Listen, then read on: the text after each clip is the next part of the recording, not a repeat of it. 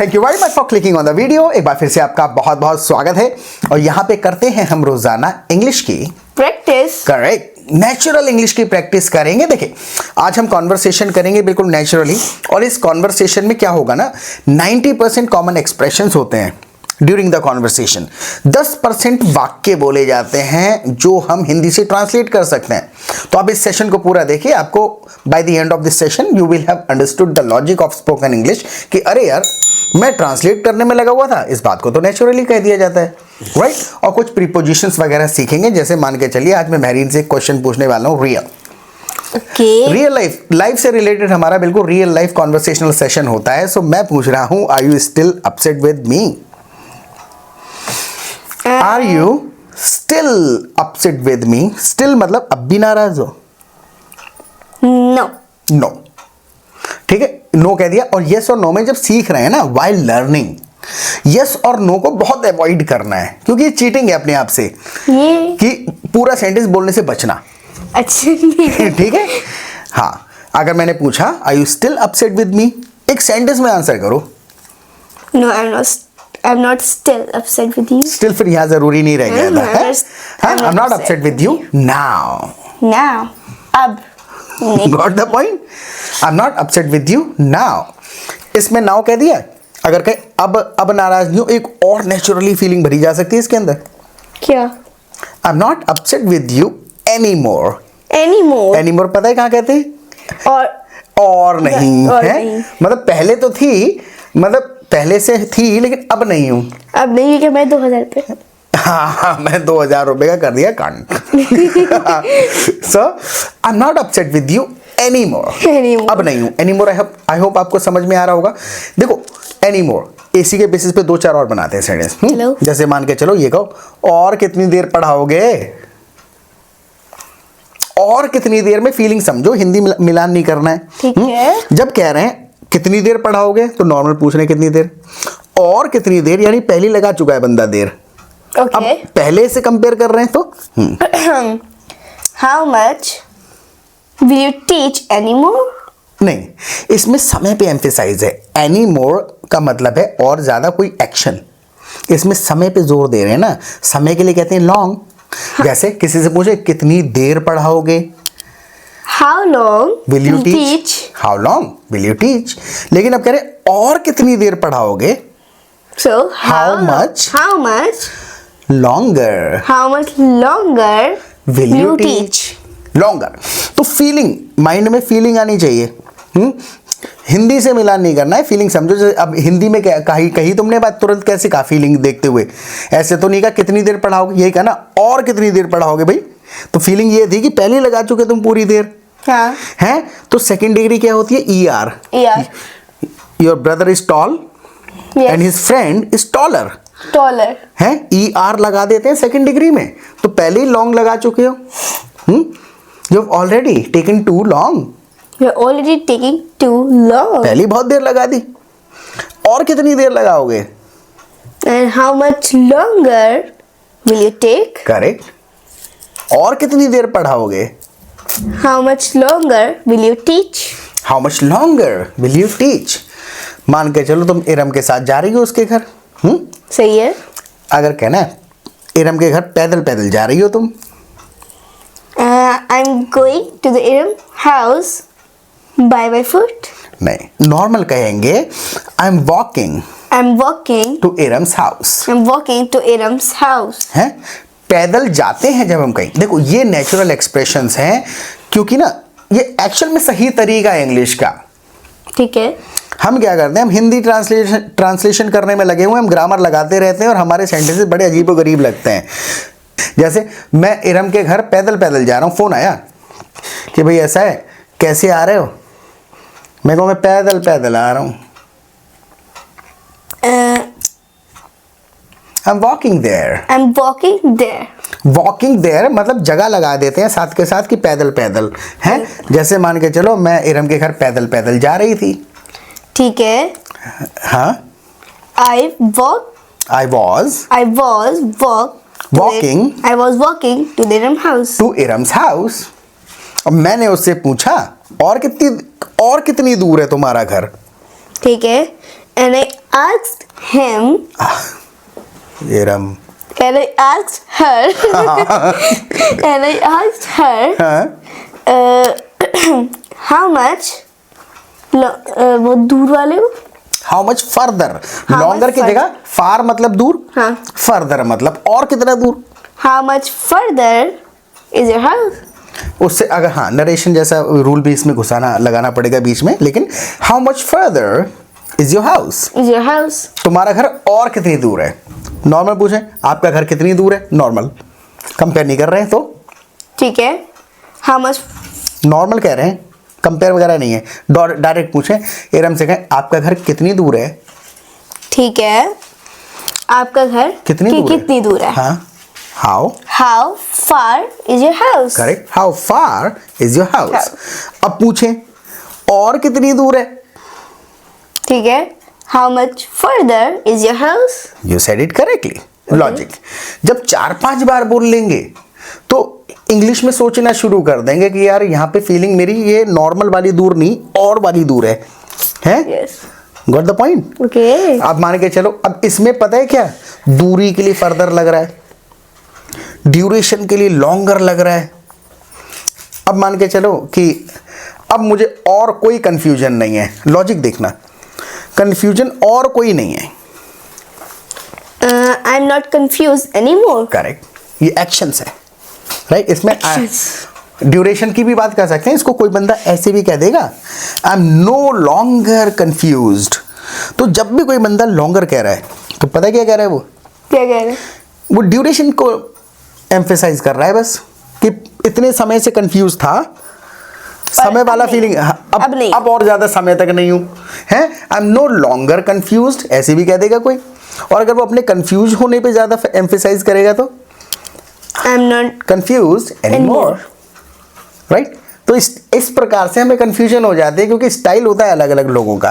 Right. सो मैंने आपसे starting में एक क्वेश्चन पूछा, are you still upset with me. No, I'm not upset. I'm not upset anymore. I am not upset with you any मोर.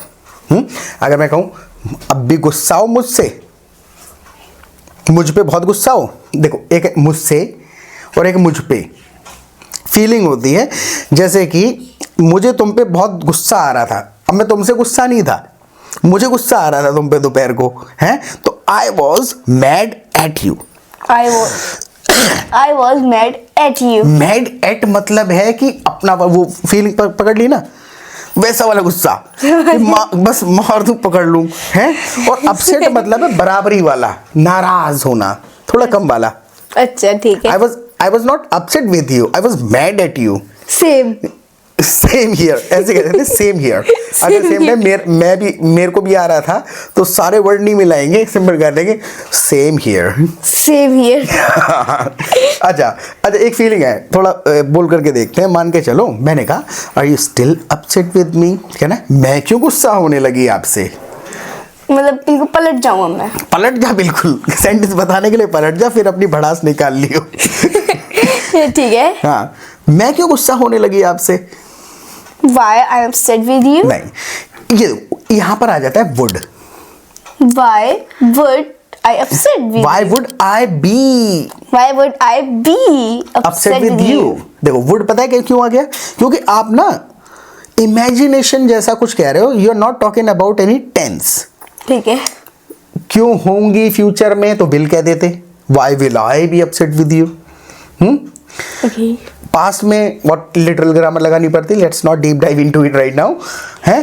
तो would जब कह रहे हैं तो ऐसा क्यों होने लगा इमेजिनरी जैसा. तो मैंने कहा are you still upset with me, तो कह रहे हैं मैं क्यों होने लगी गुस्सा, इमेजिनरी जैसा मैं क्यों होंगी. Why would I be Why upset would with- I be upset with you? हाँ राइट. जैसे मान के चलो मैं ये कहूँ कि भाई ऐसा है, क्या तुम्हें बैगन का भरता पसंद आया, तो मैं क्या कहूँगा Did you like बैगन का भरता? डिड यू लाइक बैगन का भरता. अब कहना है क्यों पसंद नहीं आएगा भाई. Why would I be no? Why Why wouldn't I wouldn't I be like बैगन का भरता। बी हटाओ। देखो हाँ ये बहुत इंपॉर्टेंट चीज थी बताने वाली। देखो आता है आता है बोलते समय याद नहीं आता है। ये प्रॉब्लम है सबके साथ में, क्योंकि ग्रामर में कुछ नहीं सीखने का। 35 वर्ड्स हैं। कोई भी बंदा विल लगाता है तुरंत आपको क्लिक हो जाता है, अच्छा फ्यूचर की कोई बात कर रहा है। सेकंड फॉर्म लगाते हैं समझ आ जाता है, अच्छा पुरानी कोई बात बता रहा है। क्योंकि इंग्लिश में सीखने का कुछ नहीं है। प्रॉब्लम हमारे साथ पता है क्या है इंग्लिश में, हमारे लिए स्पेशली फॉर इंडियंस, की इंग्लिश अपने तरीके से बोली जाती है और इसको हमें ना वर्ड ऑर्डर भी याद करना पड़ता है। और इसको सीखने का बेस्ट तरीका है कि आप रियल टाइम में प्रैक्टिस करो और बोलने की आदत डालो। आधा 70% दिमाग जाता है कि किस वर्ड के बाद कौन सा वर्ड बोलना है और कैसे बोलना है। जैसे मैरिन के साथ है, ग्रामर आती है अभी जो कहने की कोशिश करी लेकिन अटक क्यों गई, क्योंकि वो वर्ड की तरफ ध्यान जा रहा था, आगे पीछे हो गया। तो रियल टाइम में प्रैक्टिस कैसे करेंगे ना, आप हमारा प्रैक्टिस ग्रुप ज्वाइन करिए और लाइव क्लासेस अटेंड करिए। 1 मिनट में बताता हूँ आपको। पहले सबसे पहले आप चैनल को प्लीज़ सब्सक्राइब कर लीजिएगा अगर नहीं किया है अब तक तो, और नोटिफिकेशन बेल आइकन को दबा दीजिएगा। नोटिफिकेशन बेल आइकन दबाने से ये होगा कि रोज़ाना हमारा एक लाइव, याद नहीं दिलाया आज आपने कि धीरे बोलो हमारा रोजाना एक सेशन आता है। तो जैसे ही हमारा सेशन अपलोड होगा आपको नोटिफिकेशन आ जाएगा and you will not miss any of our videos. कोई भी वीडियो और धीरे कोई भी वीडियो मिस नहीं करेंगे। तो सब्सक्राइब करके नोटिफिकेशन बेल आइकन को दबा दीजिए और आप ना हमारा प्रैक्टिस ग्रुप ज्वाइन करिए। हमारे प्रैक्टिस ग्रुप में क्या होता है ना, पूरा दिन इसी प्रकार की लाइफ से रिलेटेड, रियल लाइफ से रिलेटेड बातें चलती हैं। बनावटी बुकिश इंग्लिश नहीं बोलते हैं। वहाँ पे कॉन्फ्रेंस कॉल का ऑप्शन होता है, तो बहुत सारे लोग होते हैं उसमें। तो जब वो रियल टाइम में बातें कर रहे होते हैं कि अच्छा भाई आपके मेहमान गए क्या, अरे नहीं यार जाने का नाम ही नहीं ले रहे हैं इस प्रकार की, तब आपको दुख भी जताना पड़ेगा, यार होते ही ऐसे मेहमान। तो ये हमारे एक्सप्रेशंस हैं, ये वाक्य नहीं है। तो इस प्रकार की जब बातें आप कहेंगे और सुनेंगे लोगों को कहते हुए, तो आपको 200-300 एक्सप्रेशन है रट जाएंगे।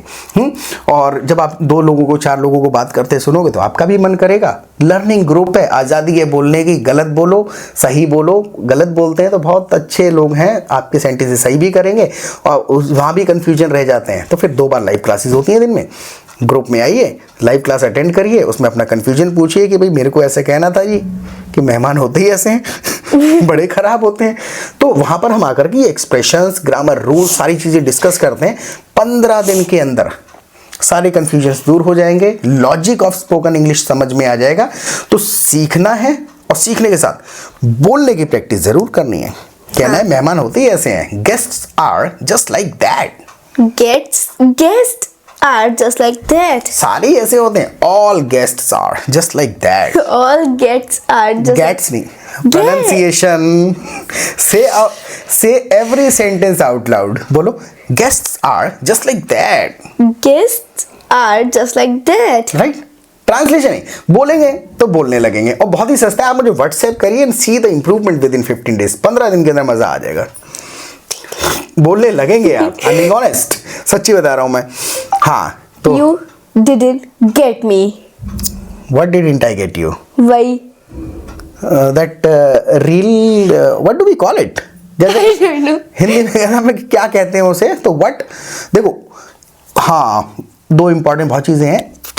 जैसे ये है कि उसे क्या कहते हैं एक्चुअल में, वो आजकल वो चल रहा है, ईयरबड्स है या हेडफोन है, क्या है वो उसको ऐसे दबाते हैं कान खड़े हो जाते हैं उसमें। सब जानते होंगे। हाँ सब जानते होंगे उसको।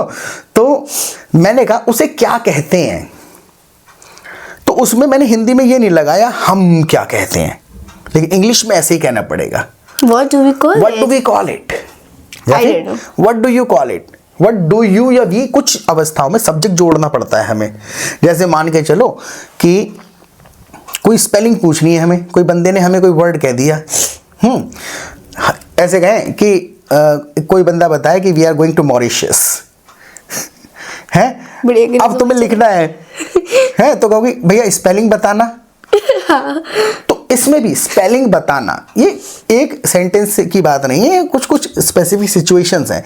तो जब भी हम किसी से स्पेलिंग भी पूछते हैं इंग्लिश में, तब भी हम यही स्ट्रक्चर यूज करते हैं। How do you spell it? How do you spell it? ये अच्छा तरीका है ठीक है, आई होप आपको समझ में आया होगा। तो प्लीज एक बार ना आप वीडियो को लाइक करना, कर दो। लाइक करके ना एक छोटा सा ऑप्शन दिखेगा आपको, लाइक करने के बाद हाइप करने का, हाइप जरूर करिएगा वीडियो को। It will help our video reach more people on YouTube. तो प्लीज करा ना आपने, चलो पक्का ओके। सो चाहिए मुझे हाँ, अब लाइट अब वाला। देखो एक फीलिंग है, जैसे महरीन ने अभी कहा है चाहिए मुझे। अब समझिए अटक क्यों रहे हैं, हम पूरे सेंटेंसेस बोलते नहीं हैं बातचीत में, मतलब एक्सप्रेशन अधूरे सेंटेंसेस से मैसेज चला जाता है।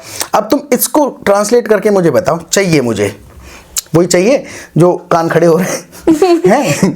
अब बता इंग्लिश में क्या कहते, चाहिए मुझे। I want to get this. अब पूरा सेंटेंस बनाना पड़ गया। हाँ, अब जब अगर होता क्या है कि जैसे हमने एक्सप्रेशन सीखा नहीं है, फिर हम ट्रांसलेट करके पूरा सेंटेंस बनाते हैं, और वो पूरा sentence sometimes it sounds redundant, awkward, off, and sometimes it conveys a different message. Message ही अलग चला जाता है। कहना था आई नीड वन, नहीं जरूरत नहीं, बस चाहती हूँ। अरे I want one, I need want one. Need ही कहा जाएगा। वो कहने का मेरा तात्पर्य यह है कि नीड मतलब जरूरी, वांट मतलब चाहना नहीं है, अच्छा। फीलिंग है कि कौन बंदा किस बात को कैसे कहता है। ठीक है, हिंदी कैसे सीखी थी कि मम्मा जब डांटती हैं तो अलग स्टाइल, प्यार से कह रही है तो शब्द वही होते हैं, वॉइस टोन बदल जाता है बस। राइट, कभी महरीन का महरीनिया हो जाता है।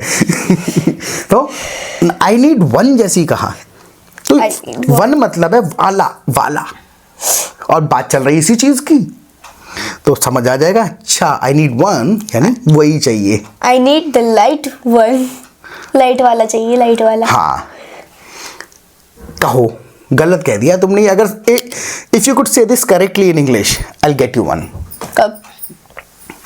टुमारो। ओके, ठीक है। मुझे लाइट वाला चाहिए। ओके ना, I want to light one. Light वाला, वाला यानी विद लाइट्स।